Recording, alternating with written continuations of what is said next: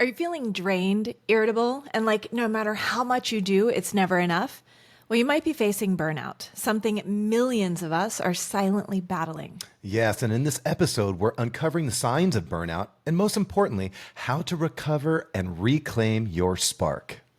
Hey there, welcome to Group X Appeal. I'm Kimberly Spreen-Glick. And I'm Terry Shorter. We're excited to bring you this hot and sweaty podcast. With over 25 years of experience each in the health and fitness industry, we're here to share hilarious, heartwarming stories from our lives and careers. And offer practical nutrition tips, expert exercise advice, and strategies for holistic well-being and a positive mindset. Group X Appeal is your go-to source for inspiration, motivation, and a few laughs along the way. So tune in and let us help you be the healthiest, happiest version of you. Welcome to Group X Appeal. Terry Shorter here with Kimberly Spreen-Glick. Yes, we're so excited to be here because we're going to be talking about burnout. Yeah. What the heck is burnout? But not just that, we're going to be talking about the root causes and some strategies that you can implement to overcome burnout. But first, let's go ahead and start by kind of defining exactly what burnout is. Yeah. Well, really simply, it's simply put as just emotional, physical, and mental exhaustion. Yeah. That's all it is. And have you ever experienced any burnout at any level? Ever? I have absolutely. Ever? I have absolutely experienced burnout. It's no fun. How about you? Absolutely. Yeah. For sure. And for you, what were some of the common signs that kind of indicated that you were experiencing burnout? You know, I think some of the most common signs and symptoms to look for when you're experiencing burnout, or to help you tap into the fact that you may be experiencing burnout from a physical standpoint, could be things like issues with sleep. I know when I have experienced burnout historically, it has really made it difficult for me to go to sleep. Yeah. It was really hard to get to sleep. Headaches, which sometimes can be from the lack of sleep or just the higher levels of stress. Lowered immune system, if you find yourself getting sick more often, that can be a sign of burnout. How about a loss of appetite? If you just find yourself not as hungry anymore, that can definitely be a sign of burnout as well. So those are some of the physical symptoms that I know I'm aware of. Not an all-inclusive list, but some common signs, and certainly ones I've personally experienced. Sure. But it can go far beyond the physical. What are some of the beyond the physical signs that you might be experiencing burnout? Great question. I think the one of the top ones you just finished with, loss of appetite for some people, including myself. It's an increased amount of appetite. I was going to say, have you lost appetite ever? No, it's an increased amount of appetite. So, and again, that's more on the health side. That's more on the physical side. Yeah. But on the non-physical side, I'd have to say increased amount of procrastination. Oh, yes. Right? When there's things that I need to get done and I'm feeling overwhelmed, I'm feeling stressed out. I'm like, I dread having to, step up. Feels like one little thing could take forever. Absolutely. Yeah. Absolutely. So increased procrastination is one of them. And then one of the biggest ones for me, which really is unproductive, unfortunately, is just a lowered amount of enthusiasm and motivation. And I think that leads to procrastination. Yeah, absolutely. Right? Which leads to a bunch of the physical, challenges that Kimberly, that you mentioned earlier. No doubt. So, so those are just some of the common signs and symptoms to look out for. If you experience anything in addition to those, please let us know. We'd love to know what those things are, but we don't want to leave you in the funk. We want to kind of share, some of the root causes of those challenges, or those, I guess, can you call them ailments? They're not necessarily ailments, right? No, they're just signs that you could be in a higher functioning place in your life and thriving more. Sure. And I think we should help them out of the funk. Yeah, let's help them out of the funk. Yeah. So if you're experiencing some of the root causes, what would be some of the root causes, first of all, that... Well, I mean, the umbrella cause for burnout, of course, is stress. That S word. Oh, the S word. Yeah. And that can come to life in a lot of different ways. It could be overloading yourself with work. It could be taking on too much. It could be saying yes to too many things because you don't have proper boundaries set. So a lack of boundaries. And then there's just this overall societal pressure to just do it all. Right. To feel like we have to, get it all done, and to feel like we have to get it all done by ourselves. So that those can be some huge causes that will lead us right down the path of burnout. Yeah. Yeah. And there was a couple of other things that I was thinking that are stress related that I've experienced that contribute to earlier in my life when I had to commute. Yeah. Oh, yes. Commuting, being on the road for hours on hours on a regular basis throughout the entire week.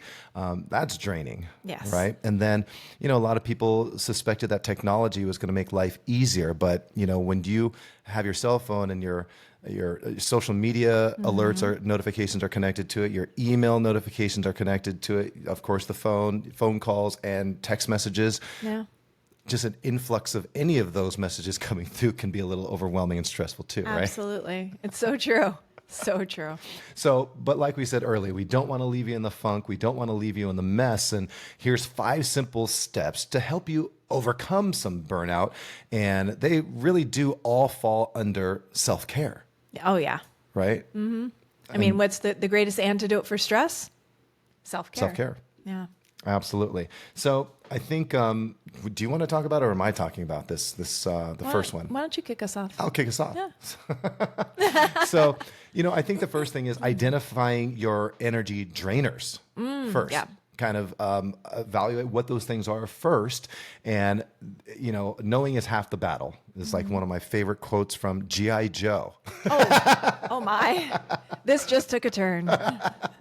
Knowing is half the battle. So knowing what those energy drainers are so you can set the necessary boundaries to avoid those, either avoid them or have a different approach with those energy drainers. And those energy drainers can be anything from people. Why did you just look at me when you said that? I did. He was just like, all right, if you're not watching the video, you might want to head over to YouTube, because I swear he was looking straight ahead, and then he cocked his head toward me and said, people? You are not an energy drainer. That I would never think that in a million years. Like, I would never say that out loud. Here, I'm setting my boundary right now, Kimberly. Don't go past this line. So, I'm coming past the line, pal. Watch out now. So, identify what those things are. And that way you can approach them in a much more mindful, much more intentional way. So you kind of keep that good positive energy going and flowing. And no is not a bad word. No, it is not. So necessary. It is not. So another tip I'll throw into the mix that I think can be really helpful, it's been helpful for me, is just developing mindfulness. What is mindfulness? It is that connection between your mind and your body. It's all about creating better awareness of how you are feeling in your body, which can evolve from one day to the next, because we are ever evolving, and we can feel differently from one day to the next for, wide host of factors. It could be based on, how we slept last night, how we ate yesterday, what kind of workout we did yesterday, how hydrated we are, if we're dealing with any kind of tweaks in our body, old injuries, recent injuries, did you sleep funny on a pillow? So many things lead into how we're feeling in our body. So it can be really beneficial in just day-to-day life, whether you're experiencing burnout or not, to start to really tune in.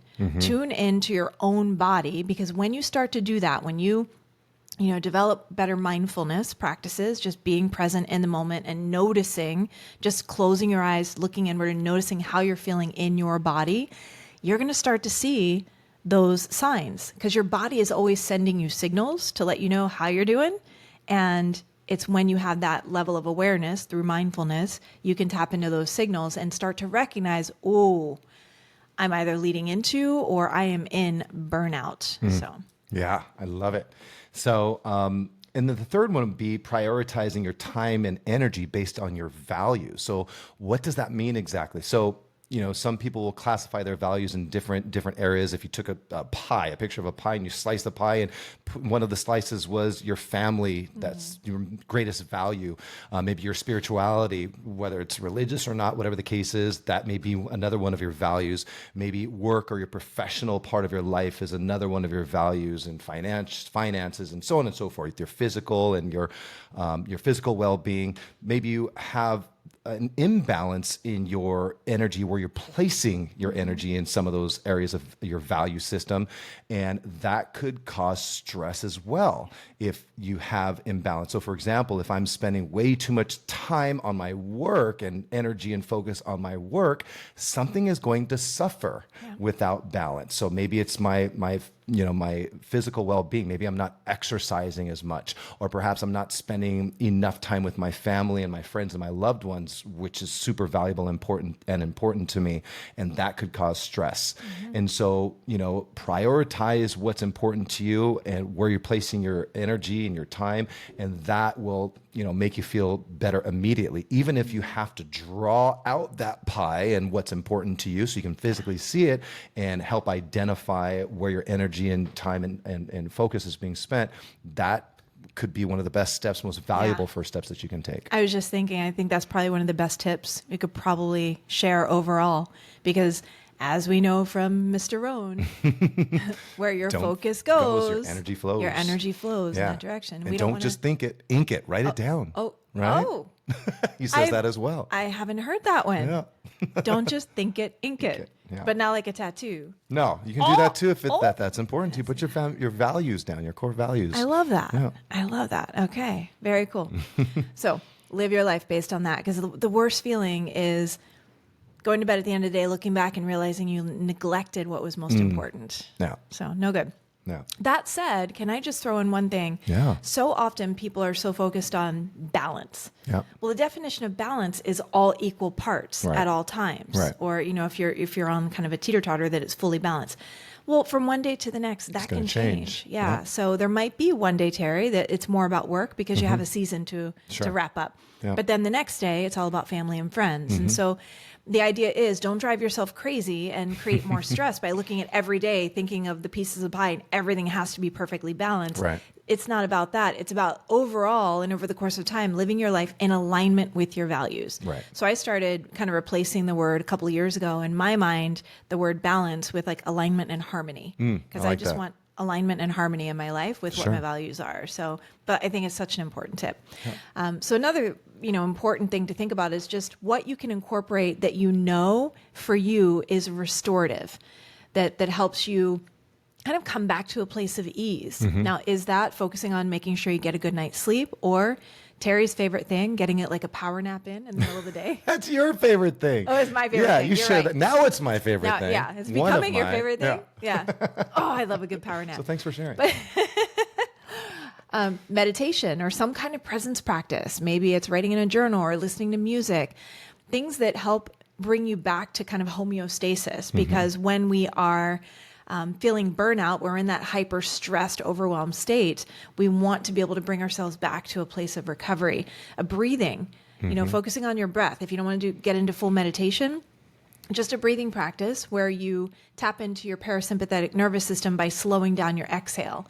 That can tap into your body's natural relaxation response. Find ways to bring yourself back to ease. And then connected to that, which I think is equally as restorative, is find time to play. Yeah, that's my favorite. Oh my goodness. I think we should do an episode in the very near future about how important fun and play is. What do you think? Let's do that. Okay. What a plan. Well, yeah, I think you all should tune in to upcoming episodes in case we decide to do that. Because we do love to play. If you can't tell. I couldn't have figured that out. Absolutely. So those practices all work, and they don't take long at all to do either.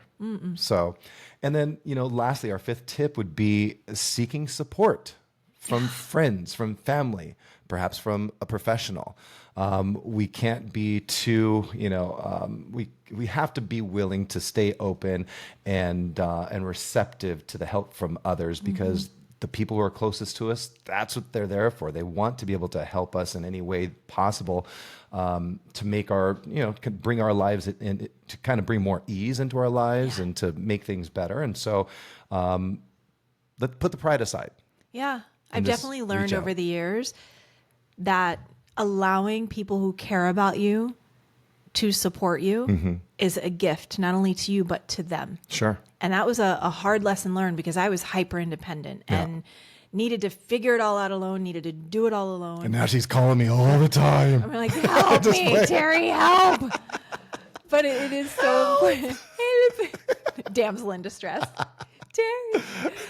But it is, I think, that support, so often we think that we're, infringing on other people's time and energy. Sure. But think about how you feel when you're able to be there for someone you care about and how good that makes you feel. Uplifting. Like, how dare we take that feeling away from the people that care about us? Sure. And so that was a hard lesson to learn for me, but one that I finally learned over time. Good for you. Thank you. Wasn't a lot of time, though, because you're still a little spring chicken. That's right. Yeah. So I was just thinking that as well. I'm still pretty independent too, but Yes, you when I still need are. the support, I go for it. Good for you. And that's a lesson that I think a lot of us can, it's one of the greatest takeaways for me as well. I'm in that process. I'm learning, that I think as a male, as a man, it's, we have to really, for some reasons, it takes a lot more to put the ego aside. Totally. And Society has put that on you. so I'm still a student, Aren't we both? always a student. Let us all continue to be students and continue to learn. For sure. So just curious, do you feel like this episode kind of hit close to home maybe? Because if so, we encourage you to not let burnout win. Okay, go ahead and subscribe now for more episodes because we're all about supporting your well-being. Definitely share this with someone who might need some encouragement to kind of slow down and hit the reset button when it comes to stress and burnout in their lives. Yes. And if you're overcoming burnout, or if you have a story to share, please, please, please leave a comment or review. We love to hear this victory of yours. And at the end of the day, we are all in this together, and your voice could literally inspire someone who needs it the most and help them take that first step toward feeling much, much better. So that is it for today. That's it. How do you feel? I feel fantastic. How do you feel? I don't feel burnt out anymore. I definitely don't feel It only burnt out. took like 15 minutes. No, and voila. And voila. So that is it for Group X Appeal today. Episode number 20. Boom. Boom. I am Terry Shorter. And I'm Kimberly Spreen-Glick. And we truly appreciate you joining us today. It means the world to us. And as always, we encourage you to make it a great day today. And why? Because it is a great day to have. Yes, it is. Much Peace love. out.